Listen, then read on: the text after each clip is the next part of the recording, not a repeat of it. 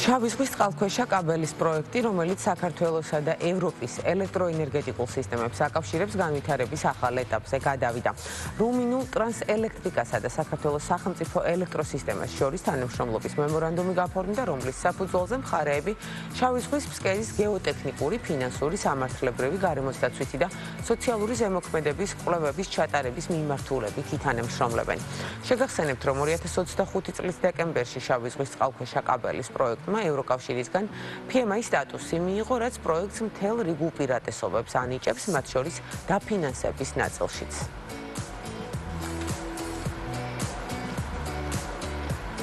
შუა დერეფანი უკვე აღარაა მხოლოდ ალტერნატიული გზის სტატუსის მატარებელი, დღეს ის სულ უფრო მეტად აღიქმება როგორც მდგრადი მიწოდების ჯაჭვების, ეკონომიკური უსაფრთხოებისა და ევროპასა და აზიას შორის მყარი კავშირების სტრატეგიული კომპონენტი, განაცხადა ეკონომიკის მინისტრის მოადგილემ ეკონომიკური თანამშრომლობისა და განვითარების ორგანიზაციის პარიზში გამართულ ევრაზიულ კვირეულზე. თამარ იოსელიანმა აღნიშნა, რომ მასშტაბური ინფრასტრუქტურული პროექტები აძლიერებს საქართველოს ფუნქციას დერეფანში, მთავრობამ კი მნიშვნელოვანი ინვესტიციები განახორციელა ქვეყნის სატრანსპორტო ინფრასტრუქტურაში.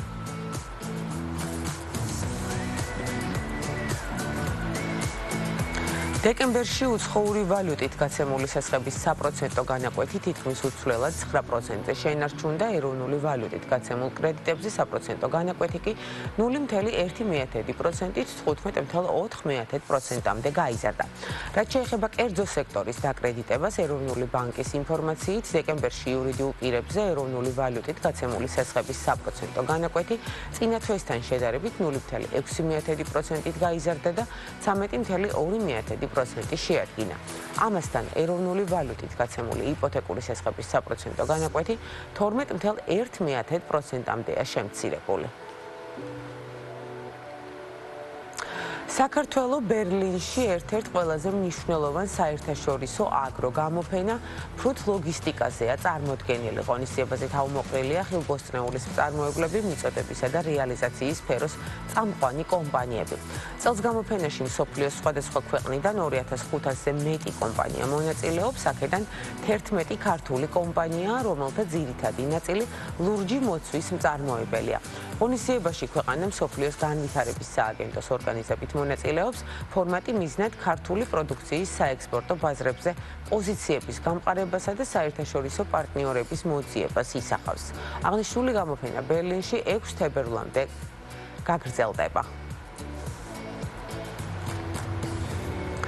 მაღალმხარჯველი ტურისტების მოზიდვის მიზნით საქართველოს ისრაელის ბაზარზე აქტიურ მარკეტინგულ კამპანიას აგრძელებს. თელ-ავივში საერთაშორისო ტურისტულ გამოფენა ITM 2026-ზე ტურიზმის ეროვნულ ადმინისტრაციასთან ერთად 30-ზე მეტმა ქართულმა ტურისტულმა კომპანიამ და სასტუმრომ მიიღო მონაწილეობა.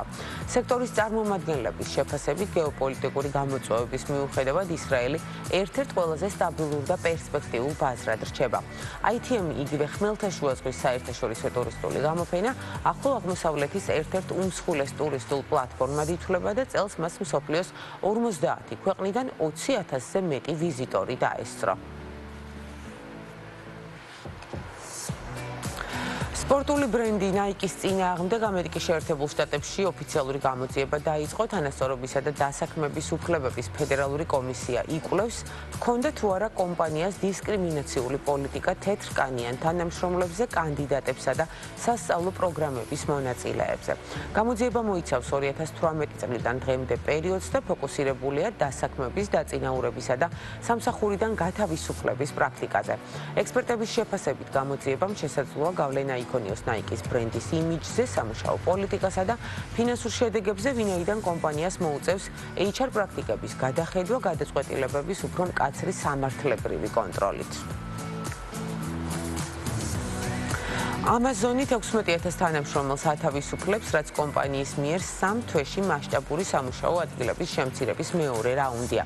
კომპანია მიზეზად ხელოვნური ინტელექტის უზენაესობისთვის ბრძოლაში საკუთარი პოზიციის გაუმჯობესებას ასახელებს და აღნიშნავს, რომ კომპანიისთვის აუცილებელია ბიუროკრატიული პროცედურების შემცირება, რათა დააჩქაროს გადაწყვეტილებების მიღების პროცესი. 14,000 კორპორატიული თანამშრომლის შემცირების შესახებ Amazon-მა გასული წლის ოქტომბრის ბოლოს განაცხადა. ამბობისთვის ამაზონი ამერიკის სიდიდით მეორე კერძო დამსაქმებელია Walmart-ის შემდეგ.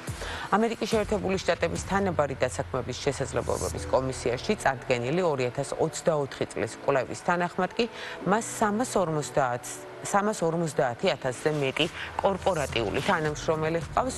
ორივე ბოლოდროინდელი შემცირების რაუნდის შედეგად კი შემცირებაში ოფისის თანამშრომლების საერთო რაოდენობის დაახლოებით 9% მოყვა.